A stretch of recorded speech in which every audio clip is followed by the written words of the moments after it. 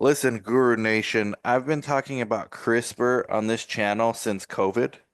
So, right during lockdown, Anthony, I read Isaacson's biography on Doudna, right? And I had Mhm. nothing else to do. So I was just, this looks interesting. Got me hooked on this idea. I went down the rabbit hole, bought the Kraken Creation book by Doudna, which I think everyone should read in our industry, whether you're an investor or you work in the space. I mean, you got to understand this is the future, but when you're investing in the future, right, you have to pay for it sometimes up front. And the rest you get into soon, the rest of the market demands a discount rate based on macroeconomic events, and it's one of the downsides of being early, man. You and I both, I invested in CRISPR itself, Mhm. CRSP, I believe, the big one. Yeah. In my retirement was never up on that. I think the last pod we did, I was down. They've had good news, but since then, though, right, I think it's going to take a while to get out of this mess. I actually think, despite CRISPR stocks being the most promising, and just if you Mhm. zoom out, like it's just as powerful as the AI. I mean, you have the ability to change genome. It's not just for health, it's for food. There's a I lot of I had applications. someone I had someone yesterday try to tell me that getting one sample from Mars was going to be more important than CRISPR. Person's ridiculous. The So, person's must not be team yeah. human.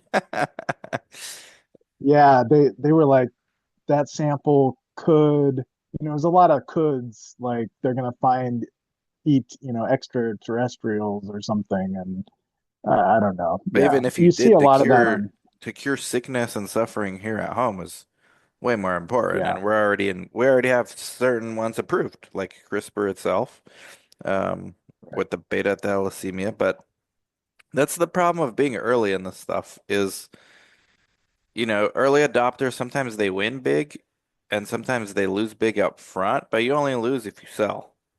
If you if Yeah. you're convicted in the thesis, you just double down and you're one of the ones I've been following for years now. And you've grown your audience quite a bit, man. Congrats to you on that. Thanks. It's Imagine if the market was appreciating it more. It could, people. It is pretty impressive that there's that many people interested in it when they lose money every day in the stock market on it. Yeah, you're getting So beat up over this stuff. And to make things worse, I saw your tweets when Macri announced Prasad as the head of yeah, Sieber, which I take it you're not a fan. Maybe that's an understatement. I think his book's required reading. He wrote this in 2020. Uh, I think you'll come around to him. If you actually understood maybe where he's coming from, he's not anti-innovation. He's anti-society paying so much for this Me Too stuff, like the same yeah, outcomes. yeah. I think my problem more so um, isn't necessarily with him. It was just like why hiring him. Um, like when stuff's getting beaten down so much, that kind of a hire is going to drop everything another 10%, and it's going to hurt sentiment At even least, more. at And it least. did, and it did it in a day. Yeah. In one day, they were all down like 10% or more. Yep. So it's just there. I don't know. They knew it was going to hurt the stocks, but I don't think they really care. But they They don't should, care about the stocks. This you know. this administration, if anything, they've demonstrated like as if we needed another headwind, we have that now. But it's Right. not like the previous administration was just rolling out approvals. If you look at Mhm. Dr. Due Diligence's chart of FDA approvals, like they're in decline for like the last 2 decades, despite regulatory upheavals to incentivize new innovation. It's just regulatory approvals down, biologics been down, approvals year over year. So I think this administration, if anything, is very cost conscious as far as what's the benefit to Americans if this gets approved? And Mhm. we're not interested in just underwriting taxpayer-funded Me Too drugs at 10 times the cost, which I think a lot of CRISPR investors are a little bit scared. But if you look under the hood, they're actually in the rare disease, orphan disease space, which is exactly what this administration is trying to help incentivize and expedite. Yeah, the two companies he's really talked bad about in the past were Sarepta, because that was a real uh, tough approval process where the old FDA commissioner kind of went over the heads of other people to get that passed. Caliph? And You're then talking about Caliph? Robert, the no, last oh, guy? I guess no, it wasn't. I guess it wasn't the commissioner. It was the head of CBER, Okay, Mark okay, Marks. Yeah, okay. because I guess like everyone else was pretty much saying shouldn't be passed, shouldn't be approved, and he kind of made it get approved. But um, that's for what the Duchen's, the DMD, Hmm. and then he's also talked bad about like Verve, which I understand. Verve. Yeah. It's a very I think Verve's on my list. what a lot of people don't understand about Verve is they're not trying to give a shot to every single person that has like high cholesterol like today, right? They're going after the ones that have the really severe genetic forms of that early on. Um, with that being said, like that's not a stock. I've told people to sell that for a long time. Okay. You know, I was gonna ask you about because no, I mean you're the expert in this space. Really, I'm a kind of casual observer, maybe a little more than casual, but uh, we're bringing you over. yeah, You I am said coming over. Once AQST go, I already right. have my picks. I have potential picks I wanted to run by you. Number Okay, one on my sounds good. list is Caribou for the low market cap and We need the we need a cheap. better number one. Let's What let's what is let's your just thoughts say on that. that? Let's just hopefully that wasn't the top of the list. Hopefully that's just one of the I made a ones. list in like 15 minutes and that was number one due to Yeah, the cheap CAR-T potential, which it seems to yeah. be Prasad is for this like cheap, cost-effective stuff. The CAR T stuff is so hard because there's so many companies doing it, and it's such a lengthy process. Like CRISPR had to do it, and it wasn't quite differentiated enough, so they had to go do a next generation and add like another edit. And it's just a long process, and they don't have a lot of. They're cheap. They're very cheap. Yeah. It's a good. I wouldn't say Caribou's bad for like if you're gonna pick 10 or 20 biotechs and throw it in a basket, but it's not one that I would suggest someone's all in on or has Mm. like a huge, it's one of those ones that could go to zero. My next number one, so I guess number two was Edit for me, just Okay, because we just ophthalmology. now you got to throw it away. that I the figured you'd fact be that critical on shouldn't be these on the picks. list. It That shouldn't shouldn't be be on on the the list.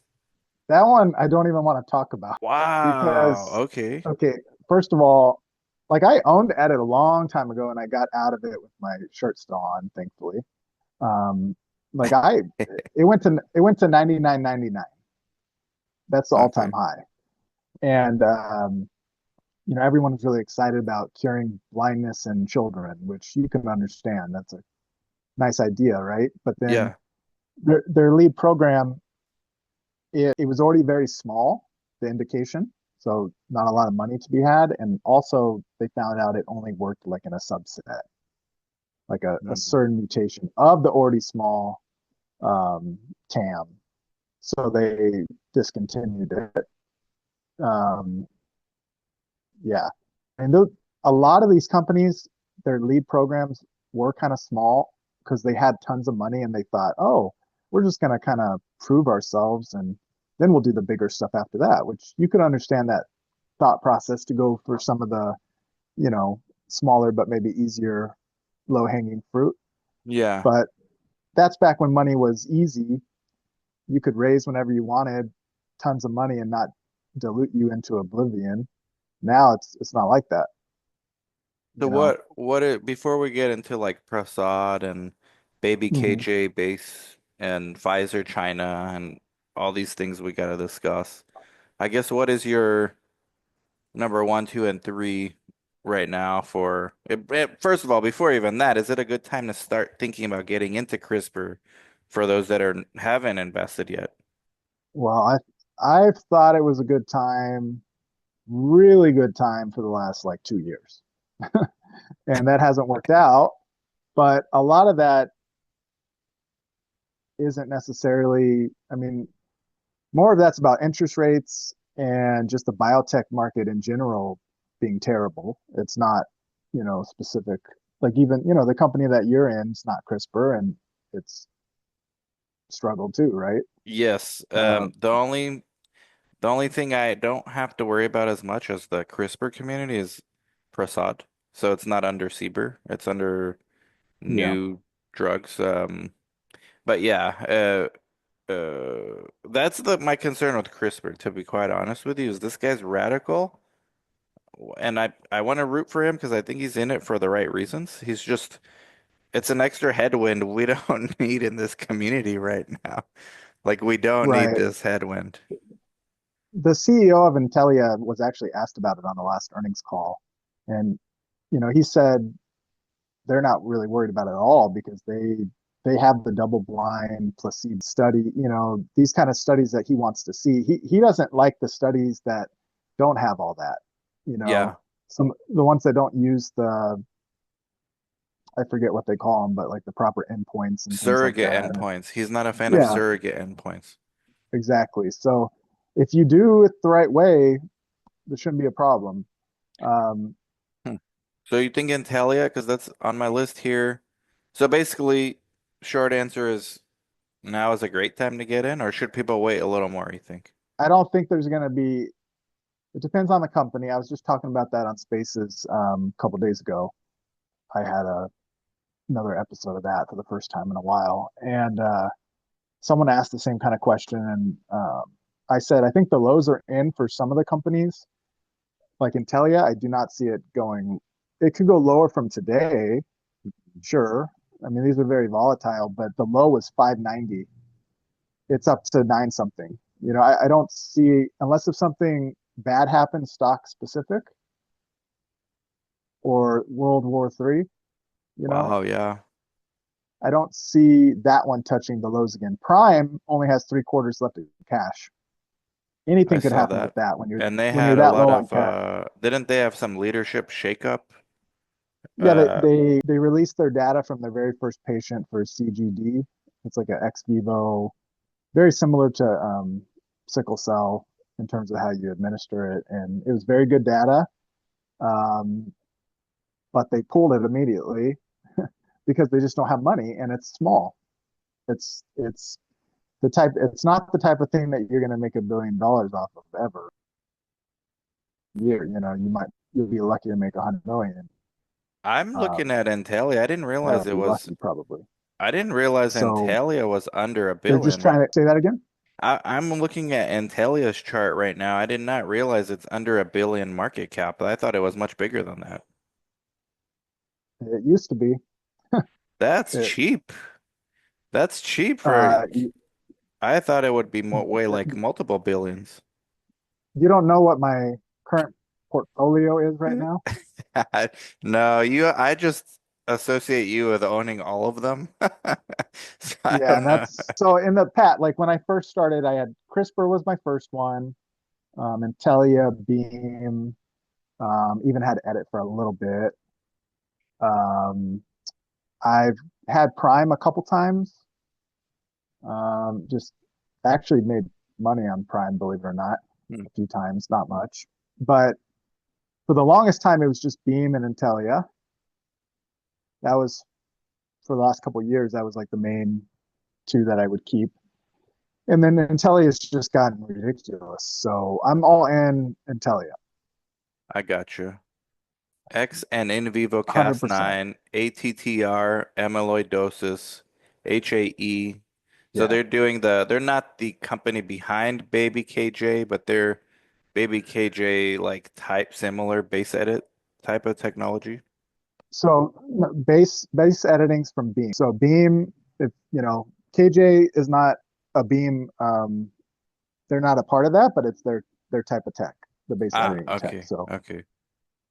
yeah, and Beam's a good one too. That one's pretty cheap right now too. And they have a lot of cash and And then NTLA has a phase 3 readout, and what I like about most of these is the orphan drug filings. The one I'd be oh nervous yeah, about would be Verve, and I think you said the same thing. Um, I think this new with Prasad administration, and everything. yeah, they just Yeah. slashed that Mhm. TAM and by like 90% basically. I think Prasad came out with a Yeah. tweet. He was on record with saying, why do we need gene editing for cholesterol when we have pills?" And I think to me Yeah. that just killed the sentiment around Verve. Yeah, I've felt the same way as him actually, and I know a lot of people, some people were, most people agreed with me, but some were like, why are you being so harsh on him? Like, give him a chance. Um, it was more so, like I said earlier, like they shouldn't even hired that guy.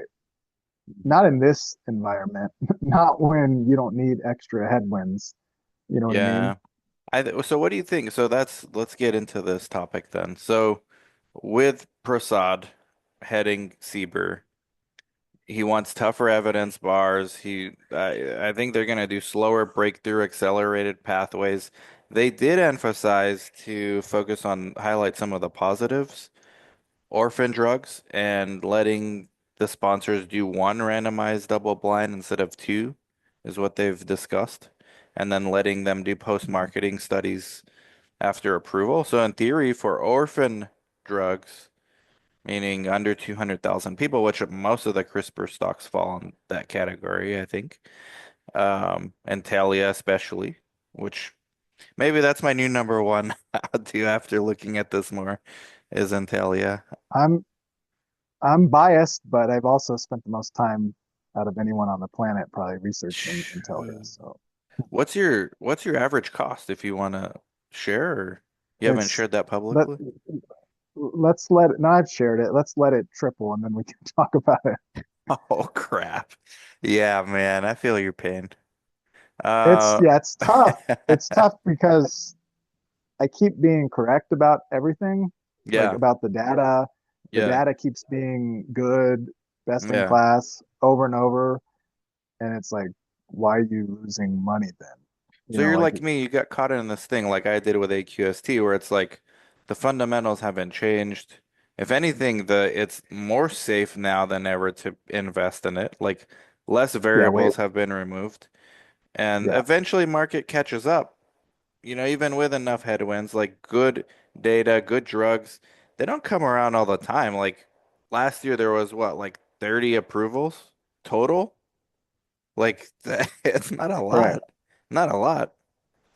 Yeah, I mean, Intellia's got three pivotal phase three trials right now, and Mhm. unless if something strange happens, like some long-term safety problem that hasn't shown up, they're all going to get approved.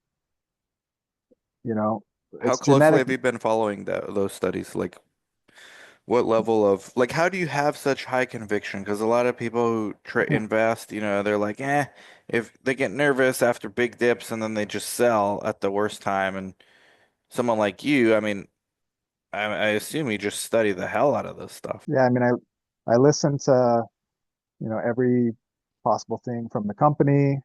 Um, I talk to patients. There was there was someone on X that thought I was like making it up because I had posted 4 or 5 patient testimonials for HAE, From the and they were trial? like, uh, I've come across someone that is on the trial, Okay. but like we didn't get talk about it. But Yeah.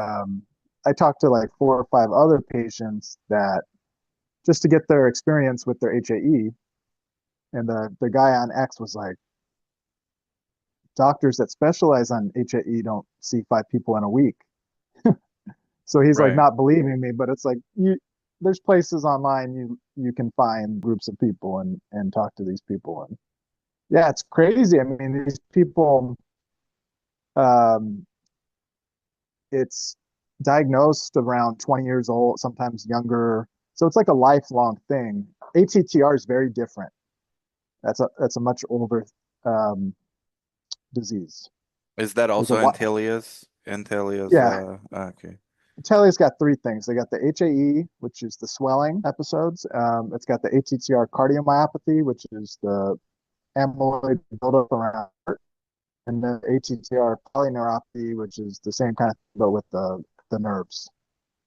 I gotcha. Okay. Uh, That's the nice thing. That's the nice thing about the drug for the cardiomyopathy and the polyneuropathy is the exact same drug, exact same dose level, even. so those are ex vivo, and then they administer them In to the vivo. patient. In vivo. So Wow. Okay. all three of them are in vivo. It's a one-time 2 to 4 hour outpatient drip. Wow. And it does this actually change like an A to a G, or like can you explain the science a little bit of the like maybe a primer on Yeah, the science behind this? yeah. The only ones that are doing the correction in terms of CRISPR corrections would be Beam for base editing, like the baby KJ. Also, they've done it with Alpha One, which is that's a big program. And then Prime Editing also does that. The other companies like CRISPR and NTLA, they do more like gene disruption, where they can like knock out a Knockout. gene and it kind of disrupts it from, yeah, it stops from producing a bad protein. Gotcha. Okay, so gene knockout, and that's what Intellia is doing. Mhm. Have there been Yeah. side effects so far, or anything significant, or?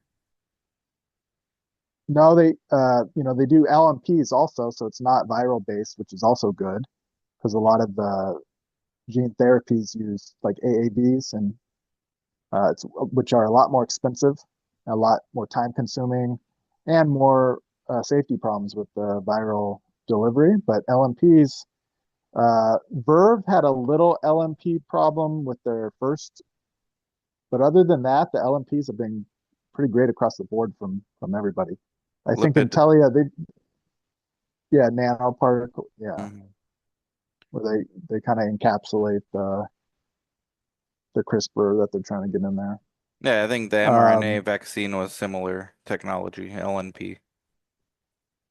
yeah. Mhm. But no, safety's been great. They had a little like liver elevations, but they went away within a few days, like on their own. Um, so there's been no holds or anything. Mhm. So Okay. it's been that's why it's a little confusing to be like, okay, why if someone you can't look at the all-time high price because that was a bubble, like it hit 202 and it probably hit like a 15 billion market cap, and that was based off of data from three patients. Three patients. Now they've dosed probably 400 patients. I see. So, So and you're talking about it's an Antalya? yeah. Wow. So this is a great time to get in. This is like I think pre-COVID it's a really days. good time. It's a really good time because you just got the ATTR polyneuropathy data, which out of the three, the 12-month data was probably the weakest. Um, but they just did 24-month data, and it's by far the best ATTR polyneuropathy drug we've ever seen. Alnylam pretty much has a monopoly on that market. They made 1.25 billion last year from the polyneuropathy drug, and it's Intellia's drug is way better. Interesting. That's something, yeah, I think you've convinced me. That's my new number one. Can you talk a little bit about Baby KJ base edit? This just made the news last week. First human in vivo base edit. Yeah, I think what's what I find interesting about that is it got a lot of news came out about that. A lot of publicity and um, a lot of interest from people. And I thought that was interesting because I think it's because it's a baby, right? You see, kind of like with Editas, everyone got into that because they're like, oh, we're going to cure the children, and that's going to look so great on TV and all this stuff.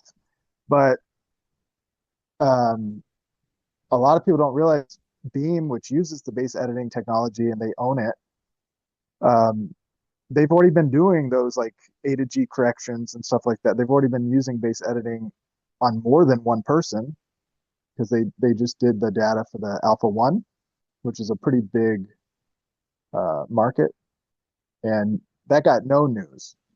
So it's funny to see how people are excited about one baby, but they're not excited about 10 adults, You or think something it's like because that. there's more scrutiny around the adults versus more leeway around the pediatric? I think people see a cute little baby and they get Yeah. excited Yeah. about like, oh my goodness, this poor little baby has this disease. We're so numb to adults having disease. Mm. We just think that's natural. You don't really see babies with disease on a daily basis. You don't think about it. Yeah. So that's probably part of it.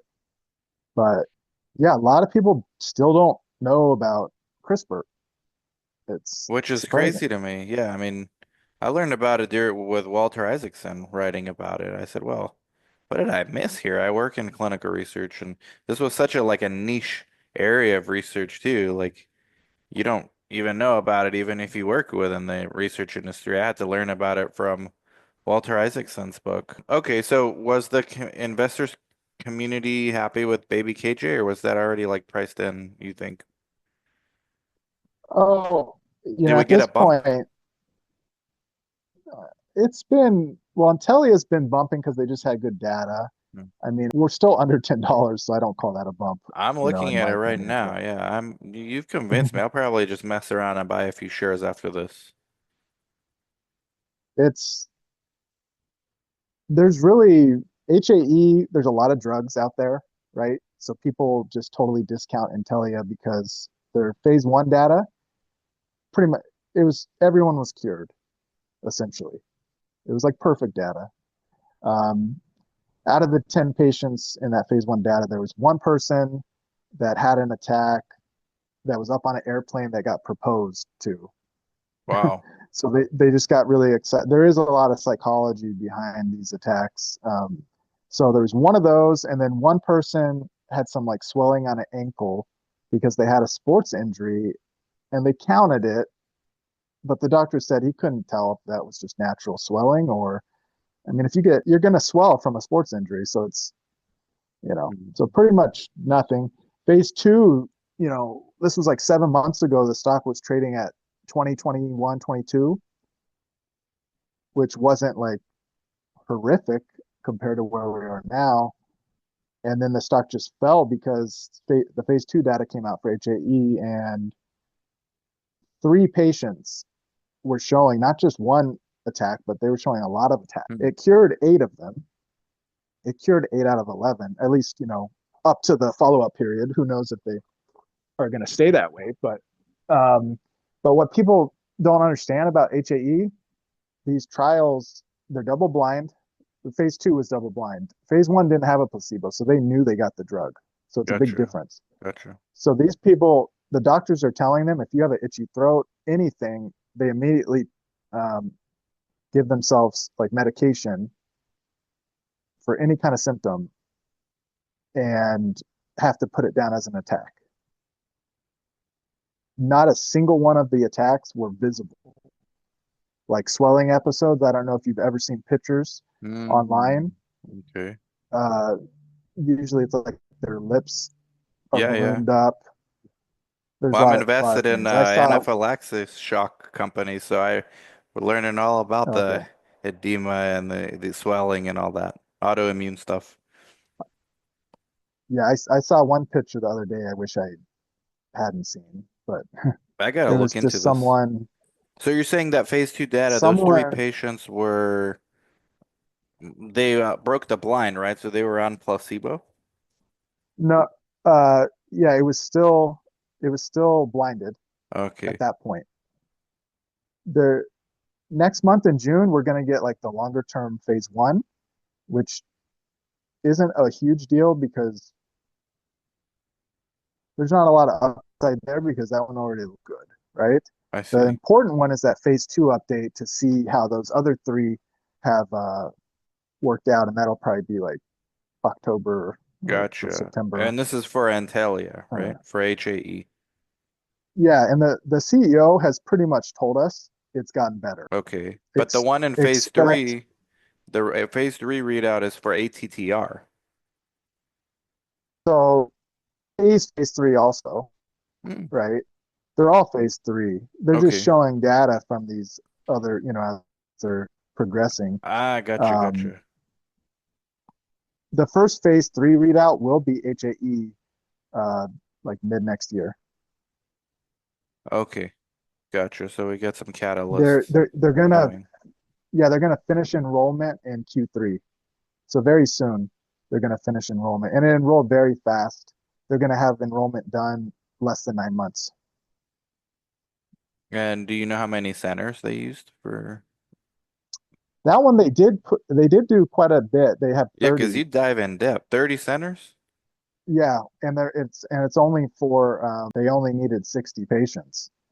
Um, so I think this one they knew was a really important one, and they could have done less centers, but they want this is going to be their first FDA approval, so they probably wanted to speed up, especially since they prioritized these programs and dropped everything else in the pipeline. This is what they're focused on, Their HETRCM has like about 100, a little over 100 centers, because that's a big trial. That one's for 765 patients. Gotcha. And And then the polyneuropathy is at 9 centers. for those curious about who the founder is, there's a group of founders, but Jennifer Doudno is one of the founders of Antalya. Yeah, Uh, Interesting. she's To the add to the story, yeah, she's the main one. But is she still, she's not yeah, involved anymore, is she? Or I don't know. I'd have to dive into the 10K to see. I'm sure she owns stock, but I don't know if she actually has any positions or on the board. Yeah, I'm gonna I try to don't think see. she's not on the board. It's worth a shot to try to get her on the pod. Man, that'd be Yeah, dope. Maybe you help me she was co-host just that on one. a YouTube. Oh yeah, I'd love that. I'm gonna try to get her on. Okay, so moving on, because man, I gotta pick your brain on all this stuff. We have way more things to cover. So, really quick, Pfizer China deals. So, Big Pharma is offshoring R&D. Do you follow Dr. Due Diligence, the dude on Twitter on X? We yeah, we follow each other. Yeah. He writes about this a lot. Like the new paradigm is watch for early stage companies going to China to do their preclinical stuff and then doing the trials in the US. And that's like a cheaper, faster way to get, I guess, at least the preclinical stuff done. And then coming back Mhm. here to do, phase two, phase one if you have to, phase two and three.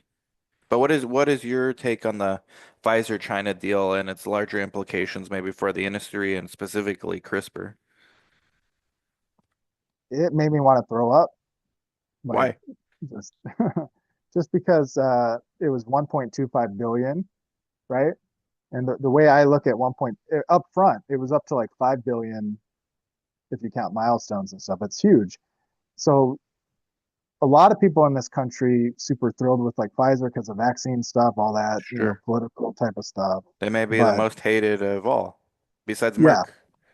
and it's like it's very surprising given that the people in Congress are just totally okay with basically taxpayer funded money, like paid for a lot of COVID stuff, right? Because Sure. it was a lot of it was handed out and paid by the government. Um, Funneled through the which, NIH and stuff like that. yeah, yeah. So basically, if you think about it like that, money that taxpayers paid for the COVID, pandemic, all that, is now that profit that they got because they made a lot of money, they're using it for China. They're directly giving it to China's biotech industry while we have a company like Prime. Prime Editing, in my opinion, is the best biotech technology in history, in the history of biotechnology in the world. Prime Editing is possibly the best we've ever seen because it's basically base editing on steroids. Base editing can do a few things. Prime editing can do all that and more. Can you break down like just maybe for the layperson the difference between base editing and prime editing? So there's different types of edits like A to G, C to T. There's lots of different ones, right? And there's I think it's translations and transversions. There's different ones, and someone like prime or base editing from Beam, they can do a fraction of those. They can't do all of them. They can't do the transversion ones. Prime can do all of them, everything. So it's a big deal. Like I forget the numbers. Base editing, I'll just throw out something because I can't remember it. It might be able to like theoretically cure 30% of things or 20%. Prime editing can do 90%. But this is not to be confused with prime, the stock. Prime is the prime editing, Ah, PRME. Yeah, it's like down to $1.20 something. why is that not your number one then? Or because NTLA I, is just I did get into it recently. Um, then I sold it right after I got that Intelia data because my confidence okay. in Intelia just went through the roof. And then Prime, they released the data from the first patient, but they also canned the CEO and canned the program. Ah, So that's the right one with the now, turnover. yes, and they just they didn't get a bump really from the data because they did all that other bad news and they canned the program. They A shelved it. $169 million market cap. Wow. But yeah, it's here's the thing For about that what you company. just said, the best technology in the history of medicine. Yes, that that's what I don't understand. It it makes me look crazy, right? I mean, it makes me think you would think I'm like selling lies out here or something like, but I truly believe that. Well, And yeah, I and don't there's even, other, I imagine there's others that agree with you on that. oh yeah, and I don't even own it anymore. So so you can kind of believe what I'm saying a little bit more. Like when I talk all this great stuff about Intellia, you got to understand I'm all in Intellia, so there's bias there. Sure. But Prime, I don't own a single share anymore, and I still believe it's the best But you're watching it technology. hard. Do you think you can like layer this play where like you ride Antalya, you take some m majority of your profit, I'm not sure what you plan to do, and then get into Prime, hopefully lower, or at least at these levels? Well, if I'm going to have profit on Intellia, it's going to take a little while, it looks like, and True. it's going to take a couple years. Right now, I don't see Prime getting a couple years from now. Prime's either not going to be here somehow, it's going to roll into another company, or it's going to be a lot higher because you're not going to have Intellia times by 10 or 8 or whatever and Prime stay where it's at. Now, does So Prime have like a unique capability to do this technology that anyone else doesn't? Or in theory, could there be they other? have all the patents from Dave. I So gotcha. David Liu, David Liu is a big time scientist. He's probably going to get a Nobel, just like Doudna and Charpentier. Um, Interesting. he, he basically took the CRISPR that got the Nobel, and then he made it better with base editing and prime editing. All came out of his lab. So I almost had one of the people in his class that created base editing on my show, but then they changed jobs and the timing didn't work out. I see. Nicole Godelli, she's one of the founders. And they're based out of Massachusetts as well. Interesting. Well, Yeah, so this is one of those companies that you're definitely watching it to say the least, but you're not in on it yet because it could go to zero or the technology could be absorbed by someone else for pennies on the dollar. One of those kind of yeah. I mean, if situations. Beam is, it's going to be real fascinating, and it's going to happen here in the next like 3 months something, because they only have till the end of year for cash. That's it. And they're not going to have their first data till 2027 now because it's going to be in vivo for Wilson's disease. Um, they did just show some data for CGD on one patient, but obviously that then they canned it, so that didn't help the stock price. So yeah, I see. the Well, only catalyst speaking, you can hope for right now is like a deal. They need money. They need some more partners. yeah. What do you think in regards to Prime? Well, I guess Prime's they have a readout coming up, or is that They just first patient data underwhelms expectations? it said underwhelms. Yeah. Someone said that. I'll Hmm. have to read because the data was very good data. It said It was first patient data underwhelmed, so I'm not yeah, sure when that was. yeah, it was just like a week ago. Ah, It was I think you got to be careful when you look at these like little stories online because a lot of it's made by AI now, yeah, and that they'll say that just because the stock price went down. I see. Which you But can that say about everything. and it went down not because of the data. The data was great. It went down because the CEO and they canned the program because it's a small program and they got to conserve cash. So that leads us to our next topic. 10-year treasury yields near multi-highs. This Mm. inflate biotech's cost of capital. It increases the discount rate that investors are willing to pay. Do you think it has impact on mergers and acquisitions? That's typically what this level of biotech look for as an exit, right? Is let's get acquired by Eli Lilly or somebody like that. Do you think now those M&A multiples are gonna be lower, or do you think there's enough competition to sustain the same levels we've been seeing as far as M&A activity? And then maybe just talk a little bit overall about the cost of capital for these companies, and many of them are struggling. NTLA, I think, is fine cash wise from what I read, but Yeah, yeah, they have it's supposed to be to launch of their first FDA approval for HAE in like first half 2027. So okay. obviously, but you're getting to that point where you're starting to get like under 2 years slightly, and in this environment, you prefer to be above 2 years. So the good thing about them, they do own 100% of HAE, 100%, and they own 75% of the two ATTR programs, and Regeneron owns the other 25. Okay, I was gonna ask. So they partner with Regeneron on that. Yeah, Okay. so we'll see what happens.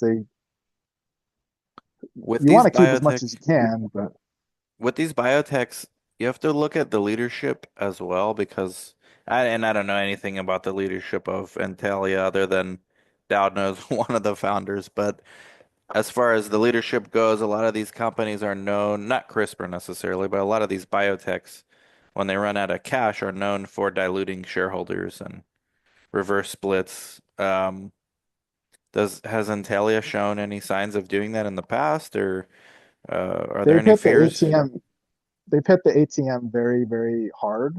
Uh, but I think once it went under 20, they pretty much stopped that. When it was above 20, they were hitting it hard, in the 20 Wow. to 30 to 40 range. They hit it really hard. Um, Looking back, I think I was very mad I think I was even mad when they did I'm trying to remember what price. I think they did a raise at like 40 something and I was mad. Now I'm like, good job. Good job In on hindsight, yeah. I don't know that. any investor who is happy when one of these things occurs. Yeah. So your main question was about the 10-year and Yeah, the cost of acquisition, I mean, we're even pushing like the 30-year. Today it dipped under five, but yeah. projections are if this bill passes as is, which I don't think it will, but let's say it's like a semblance of what it is. We're in an inflationary environment, so rates are just gonna go up, discount rates gonna go up, and basically everyone's expecting like it's more risk off, which is not necessarily a good environment for biotech. They're probably the definition of risk on, besides cryptocurrency, maybe. Yeah. So, that I think it's one of the main reasons why there needs to be something done about these Chinese deals. Like I It's totally going the believe. other way, man. I think it's going the other way. I think Congress needs to do something about it. Like it needs to be just completely banned. I've posted that I think it should be completely banned that big pharma gives even $1 to Chinese biotechs because all they do is copy our IP. There's Right. CRISPR companies in China right now that are Oh going after yeah. the same things, Oh yeah. and Well, here's it's just why. ridiculous. Here's maybe I'm naive or like tell me why I know I'm aware of that. I'm not concerned because China was never a market for US companies anyways when it comes to IP. They always have their own IP, right? It's Yeah. like it's not really a market. Like when a drug launches, you don't look to go into China. You go to Europe, you go Latin America, you go everywhere else. You don't you don't really go to China. Am I missing something? Or like basically who cares So if they steal it? If we can get 1/10 of the cost of the preclinical work done there as opposed to here, isn't that just value add for the US companies? And who cares if they steal the IP? I mean, they're gonna do it anyways, one one way or another. so it's possibly good for the big pharma, Hmm. right? It's not good for US SMID biotechs because like Prime, we keep talking about Prime, could be the best technology ever in US history for biotech. We're talking about the potential of bankruptcy, which is crazy. Like that's crazy. It's crazy that we're at the. And you might think, well, if it's that good, why aren't big pharmas making deals with them? They just had a big deal with Bristol Myers Squibb, BMY, and that was like 55 million in cash, 55 million in investment, and something huge like 2 or 3 billion, possible in milestones. It's a really big CAR-T um, deal, but they need more because they came to market too early. They basically they came to market at like $18 a share or something. But how And does Big Pharma going to China impact with other IP impact companies like Prime? but every dollar, like I believe every dollar that they spend out there would have been a dollar they would have spent on US biotech deals. I Where see. else, it, I see. right? So I think I see that 1.25 billion that just went to a China company. It would have gone to a US company. It could have gone to 5 US companies. You know, uh, we do have too many biotechs right now. Like we do need some to shut down, like Editas, like the one that you had on your My list. former number It one, needs, which is now definitely not on my list. it should be shut. Now, here's the thing: a company like Editas, could they have some like breakthrough on in vivo sickle cell?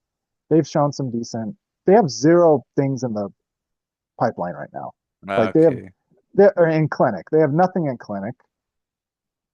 Um, People were like, well, they got the CRISPR patents. That just got sent back to the courts, which is good for NTLA and CRISPR because it was pretty much decided that the Broad Institute, which is like the East Coast, had won the battle, and Fang Zhang had basically beaten Doudna and Charpentier's group from UC Berkeley. Yep. So But that just got sent back.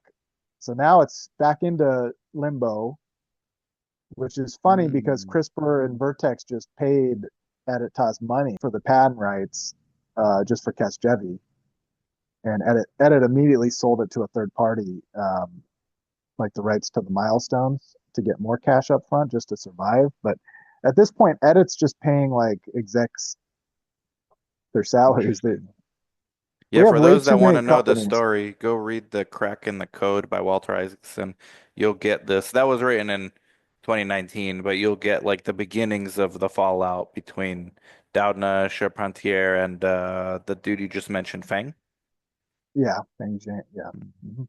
But still, like, Um, okay, so Pfizer went to China. Just help me explain exactly what happened. Pfizer went to China, invested in an mhm. early stage biotech there for Yeah, US rights to their IP, presumably to do phase two if it's ready, phase three, and then market. yeah, and it was for like one program. I see. So you're saying for every dollar there, I could see that I follow the logic now. Yeah, like if you really think about Prime, if you knew Prime as well as I know Prime, right? And if you're thinking of a company that's got like the best technology in US history Hmm.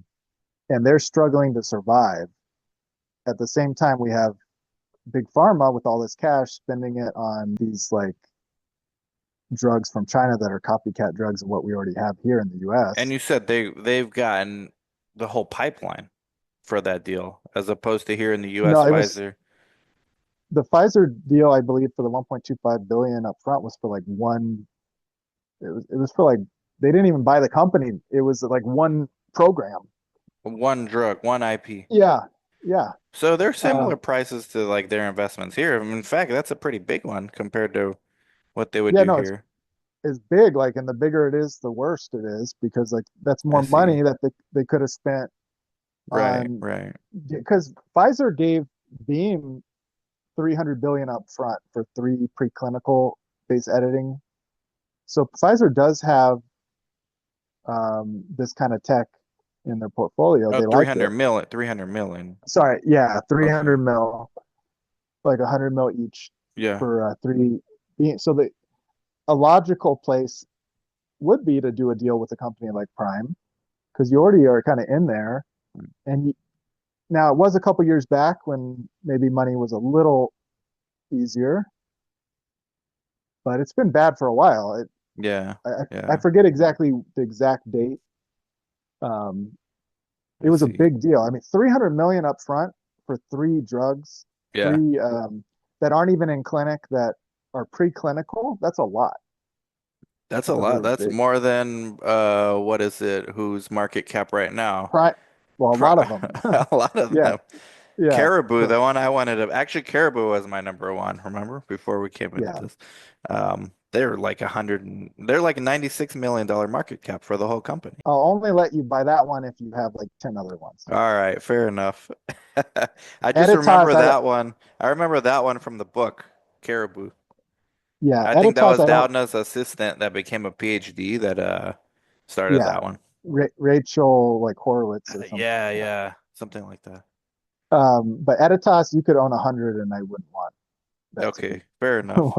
And then Verve, you got a short. I had a short when it was like 40. Oh, wow. I told someone, please sell it. Like there was a point where Verve, Wow. if you took out the cash from Verve and Beam a couple years ago, there Yeah. was a brief moment where Verve without the cash was valued more than Beam without their cash, Hmm. which is crazy because Beam has the base editing. They own the base editing. The Verve is just licensed. They just have a partnership with Beam, and Beam sold their rights to the partnership to like Eli Lilly for some extra cash. But yeah, it was really crazy. But yeah, you kind of see where I'm coming from on the whole China thing. Well, The yeah, I mean, maybe if you can summarize it, because I do understand now. I was worried that companies like Pfizer are getting really good deals over there, so they're incentivized to get yeah, more for less, but in reality, it's the same, if not more, because I'm not a China people or an apologist, but I do know that they have been, yes, they do steal, but I do know they have been also expanding their own R&D over there, and they are neck and neck with the US right now. So I think it's like you are in a way comparing similar valuations, I guess. It's not like you're getting a Chinese company's IP for 10 times It's less more, than. yeah, it's more, it's not, you don't want to think about it through the lens of Pfizer because, big pharma is going to, if they're not forced to pick US, they're going to get the cheaper option. Right, And and that's so what Merck is doing that too. Merck is like that's yeah. their whole game plan is to do that. But then they, but then they put out these press releases. Oh, we're going to spend $200 million in the US. We're going to, they keep putting out these press releases because they don't want to get backlash, I think, from Rock the being, boat. They don't want yeah, Congress to step in and yeah, that's make exactly that what it feels illegal. like. I think I've seen it from all the big pharma in the last couple months talk about how much they're going to spend So on you're US basically investment. your argument is just so I make sure I have your argument correctly. Besides the fact that a dollar spent there is a dollar not spent here, but if they are basically equal in valuation, isn't that just a bigger market? Just to steel man that case for doing it in China, doesn't it just increase the market of opportunities for I big want you to think pharma? about, I want to think, I want you to think like you're the CEO of the best young biotech from the US, like Oh, I'd be Prime. pissed. I'd be pissed. What if I'm the Yeah. CEO of Merck? I have more Yeah. options. I can go to Yeah. US, I go to It's China. so here's the thing. It's good short term for like the big pharmas, right? Hmm. But big pharmas don't make drugs. Right. The innovation and everything's from and it's without a doubt there's more innovation right now with CRISPR. You got some AI stuff. I mean, lots of Yep, stuff yep, going on. yep. We're capable. We have more tools than we've ever had. We can cure more cancers. We can cure more genetic diseases, of And course. we've got a pro-USA administration. And you're going to have a lot of companies have to close the doors simply because a lot of money's going into China. Now, some of those companies probably should close their doors, but if someone like Prime is forced to, I mean, Prime's already, they came to market with 18 things on their pipeline, which is crazy. No, no, no, no one expected them to actually bring 18 things to clinic with their Right. small little market, whatever. But now everyone's talking shit on them because, oh, look, they had 18. Now they have like only a couple.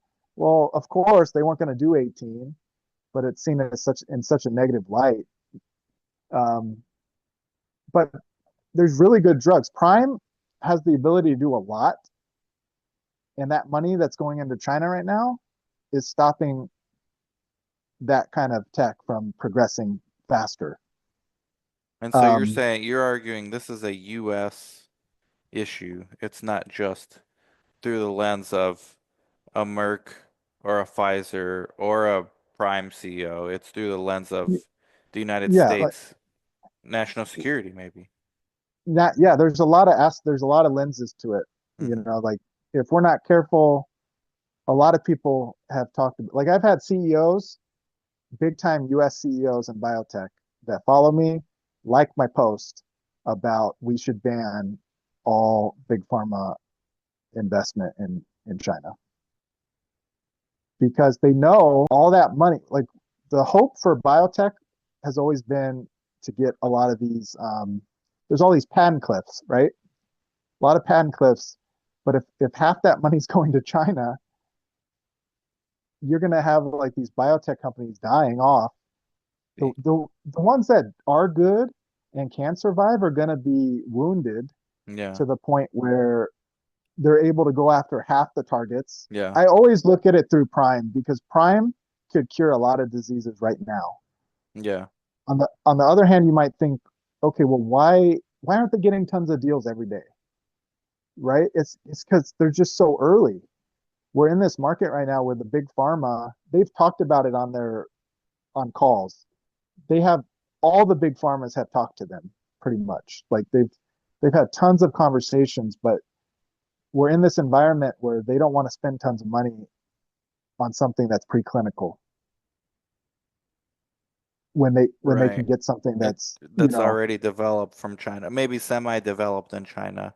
Isn't the and other it side of the coin though, like now from the lens of, let's say, I mean, Prime doesn't seem to be in a good situation as far as cash is concerned, but let's say you just mhm, started out as a biotech, you have enough cash runway for 2 years, and you're in preclinical, and you go to mhm. China and do it for one-fifth of the cost as opposed to doing it here in the US, and then yeah, sure, they might steal your IP over there, but you bring them back here, and now I you're haven't heard further ahead, right? You're further I ahead haven't than, heard I haven't heard of any US um, doing their stuff in China. They tend to do it in New Zealand and like the Australia. UK. Yeah, We get that's where some of these CRISPR companies have gone. yeah, yeah. Intellia's done it. Australia's big for preclinical as well. Hmm. So yeah, I really feel Prime is the best example of why we can't let um, big pharma, because if we take away big pharma's investment into China, that's going to help. That's going to kill off the China.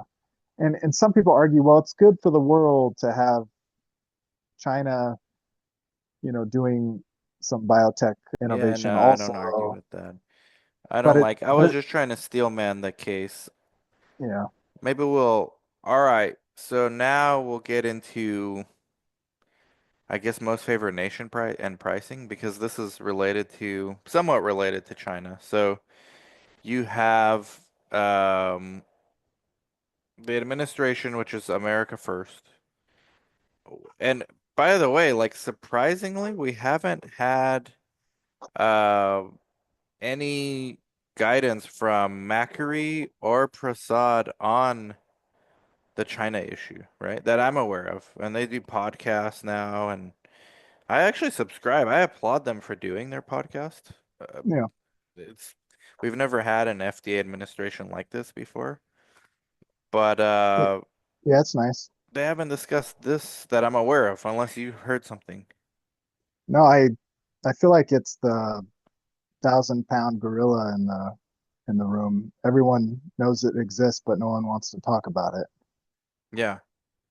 The FDA has this list of countries where they accept data from clinical trial data.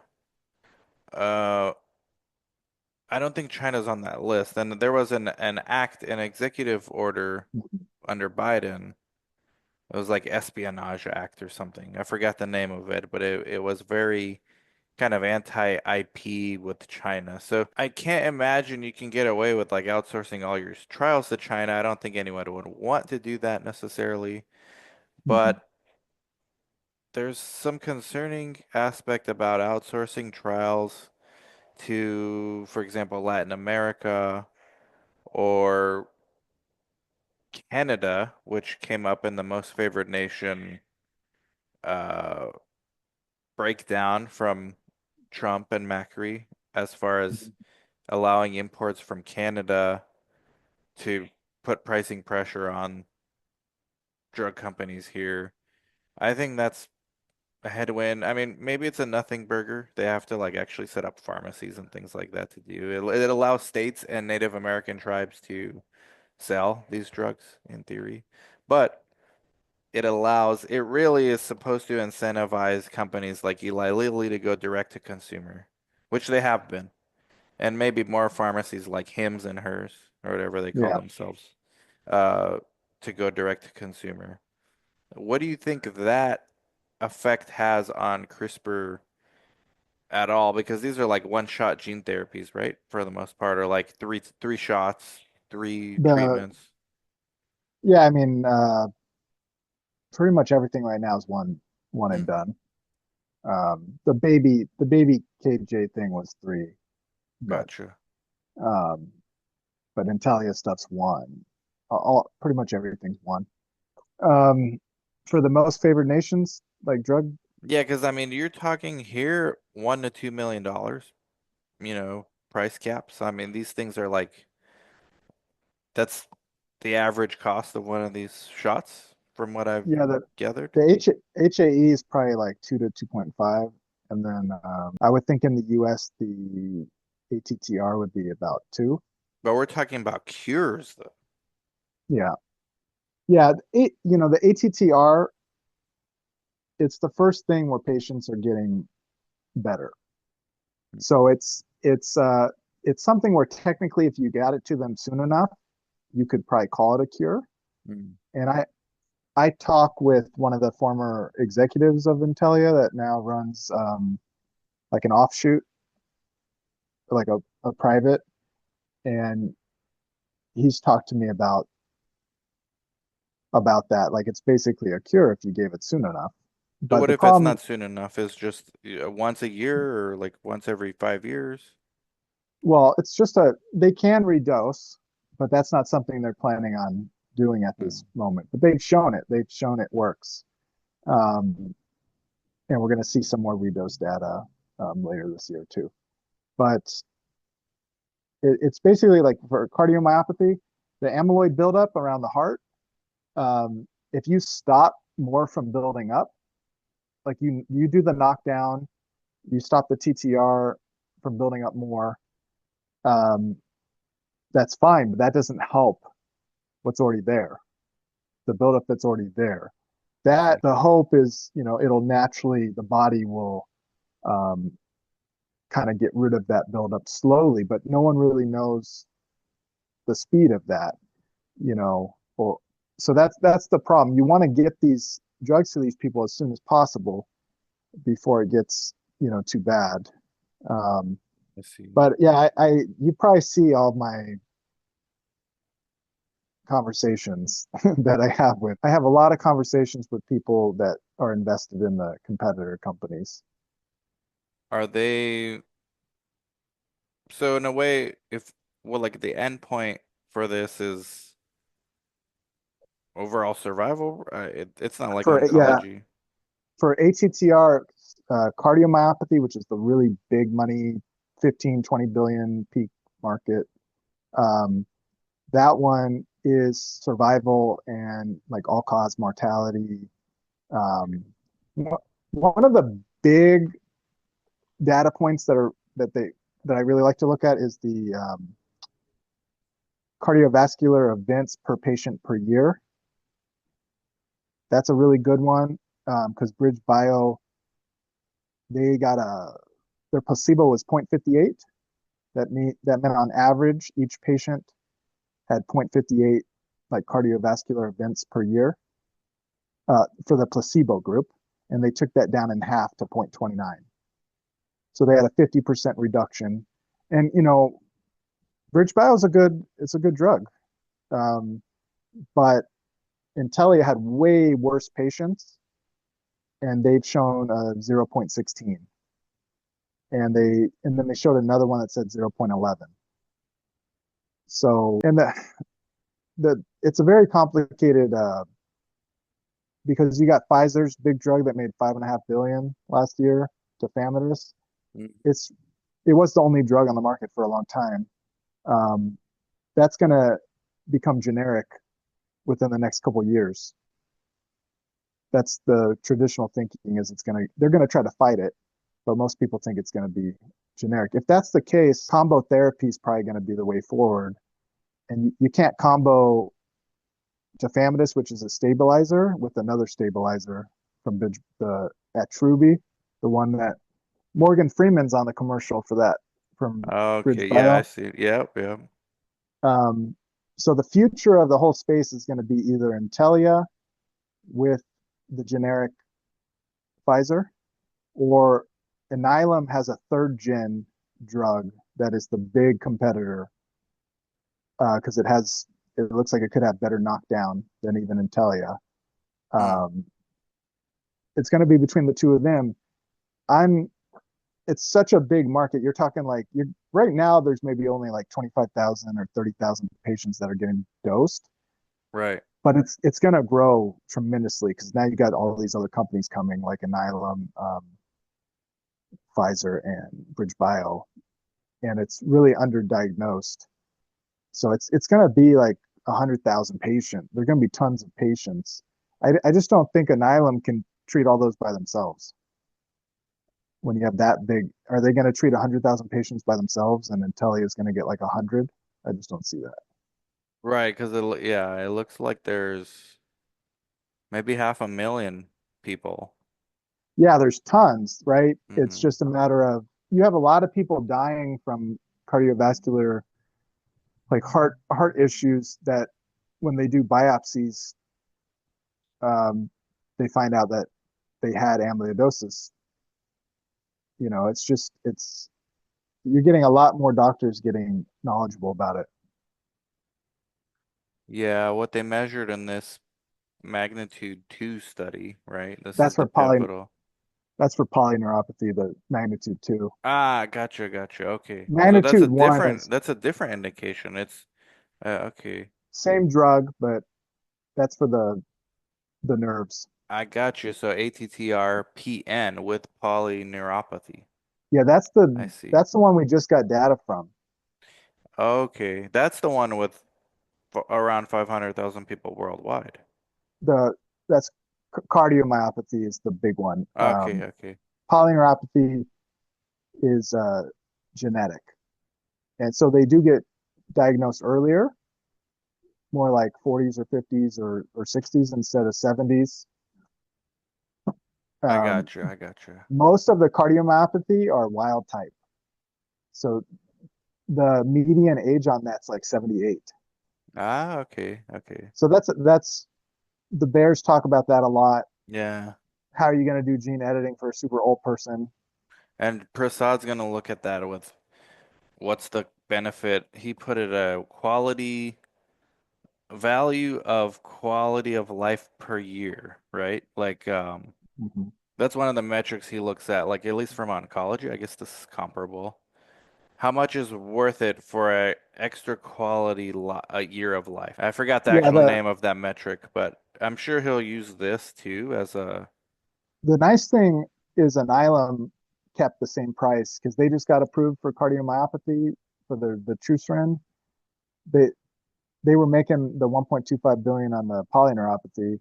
okay. Now they just got it approved for cardiomyopathy and they're going to keep the price the same. And the price is like they charge like 465,000 a year every year. So that's what we're up against if we're going to try to, we'll see. We'll And see there's what no we try other to price treatments it at. besides the ones you mentioned. There's no other treatments like pills or For biologics or anything like that. for for polyneuropathy, it's pretty much Alnylam at 1.25 billion. They have Hmm. two drugs. Hmm. One of them's 4 times a year and one's every 3 weeks. Obviously, the 4 times a year is it's most of that money. It's a billion out of the 1.25. Yeah, Um, for the cardiomyopathy, it's been basically the tafamidis from Pfizer, which is 5.5 billion. But now BridgeBio just got approved and Alnylam. So now there's two more. But the Intellia data is way better than all these. I But, see. but everyone says, oh, it's too small of a sample set. The data's better and the cost is comparable. Yeah, when you're comparing to Alnylam, it's a very good deal.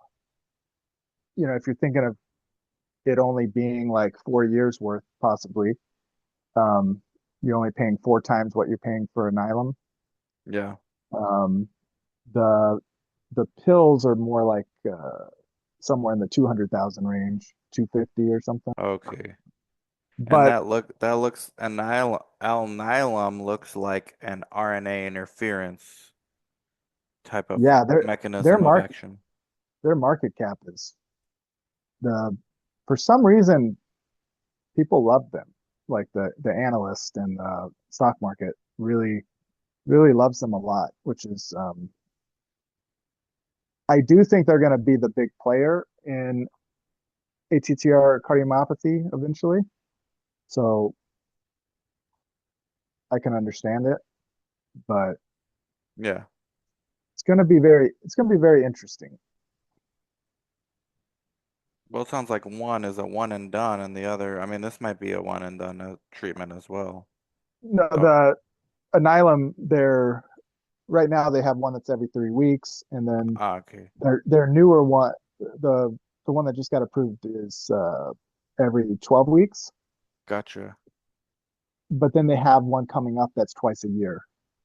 That's the big competitor, the twice a year, because it looks like it could have even better knockdown. Because Intelia right now at the 2 year mark was at 92% roughly. Um, Okay. and Anilum, their new one they've all they did was a healthy patient study on their new drug and they put it right into pivotal. So we don't have any actual data from ATTR patients that actually have the disease, but the good thing for Intelia investors is you're probably going to get approved before you even see any Anilum Right. data Right. And because they're ahead Alnylam, they are publicly traded. Their market cap seems to be, like 30 billion or something. yeah, wow. And they haven't been acquired or merged with anyone so far. No, yeah, I mean they pretty much have that 1.25 billion revenue. Yeah, Um, but I think the market must see they're going to really do well in ATTR probably. But I that's see. far away. As we wrap up, I wanted to do like a broader outlook. So Okay. beyond hematology, um, which therapeutic areas do you think will drive the next wave of CRISPR investment? And then, do you think CRISPR can ever scale into non-medical arenas, like some of these companies, like biofuels, agriculture, to So I'll answer diversify that their one revenue? first Sure. because the CRISPR patents are mostly granted through these institutions like Prime and Beam are through the Broad Institute and on the East Coast through like Dr. David Liu's lab.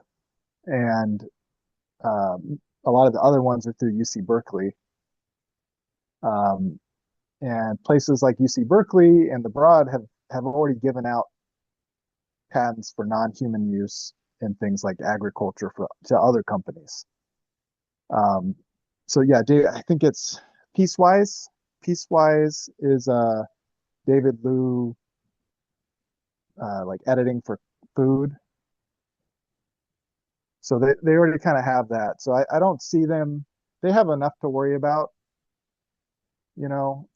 Right. Um, like a company like Prime has more. They have so many targets. They need money.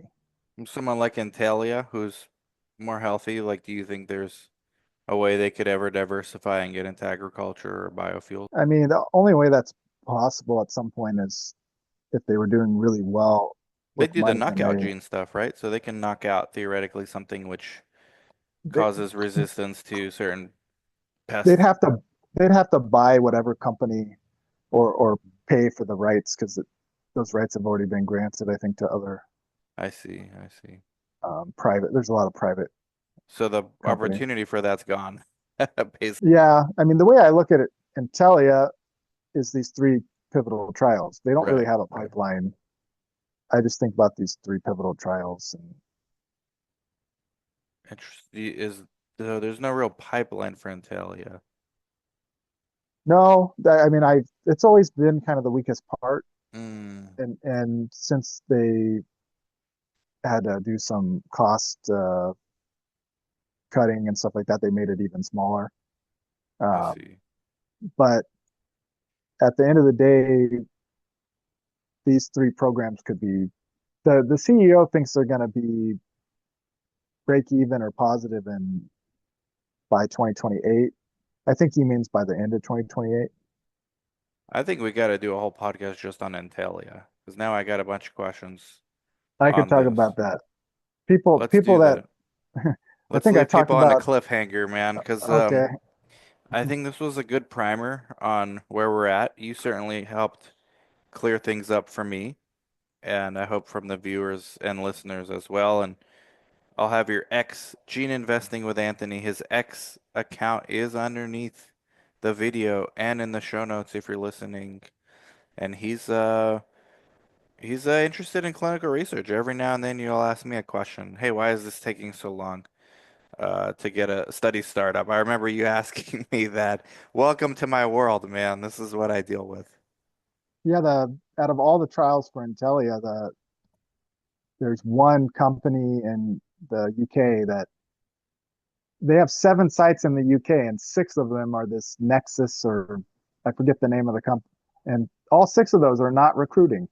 Yeah, They have a yeah. hundred trials, and every other one's recruiting. So I don't know what the deal is with that. And it's been like Slow, that for slow about startup time. been like a year. It doesn't make sense. Yeah, must be Yeah, academic centers over there that got better things to do.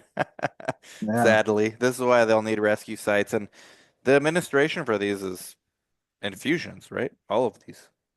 2 to 4 hour outpatient Yeah. uh, drip. Yep. So it's not that complicated of a study. I mean, in theory, we can Mhm. do some of these with our cardiologist. We have a cardiology site that we do. Right now, we're doing a lot of obesity studies, weight loss studies, heart Mhm. disease.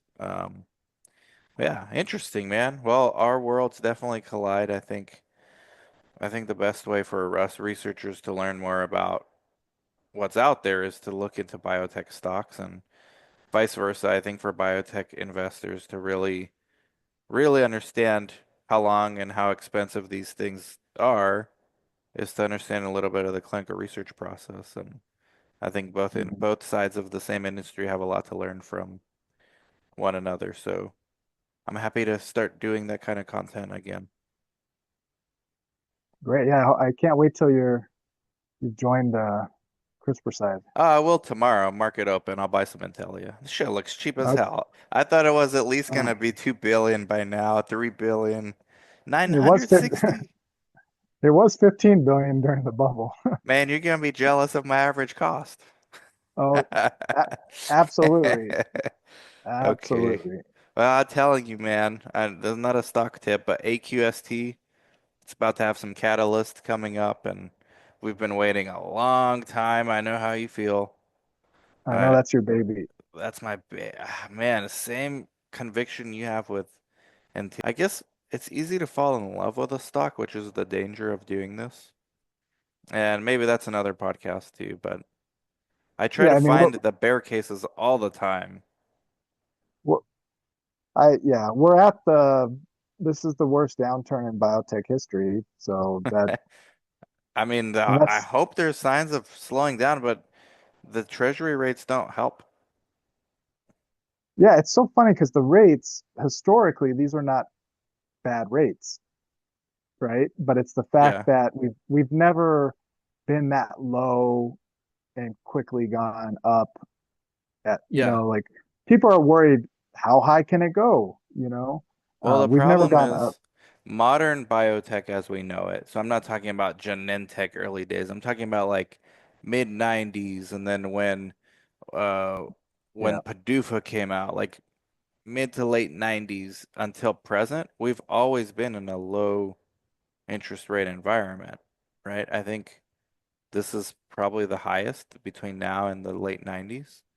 And the difference between now and then is there's no signs of it coming down. Like this looks like forever high rates now for the rest of our lifetime, maybe, unless we can get this trade deficit and this budget deficit and that new bill that the House just proposes. That ain't it. But that's just adding more to it.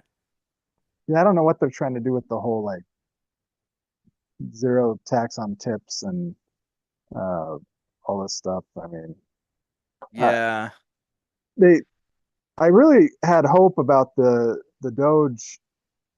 You keep getting they keep cutting all these costs. I mean, where it sounds like they're cutting a lot of costs. I know some of them are getting pushed yeah. back I mean, legally. those were temporary. Like to make them permanent, you need this bill.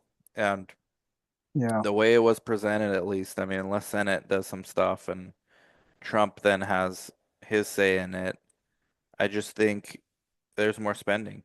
And I mean, the bull case is, well, we invest in all this AI stuff, but then the rate determining step there is energy production, which China, by the way, speaking of China again, they're the ones way ahead of us. They're becoming ahead of us. They're neck to neck in R&D.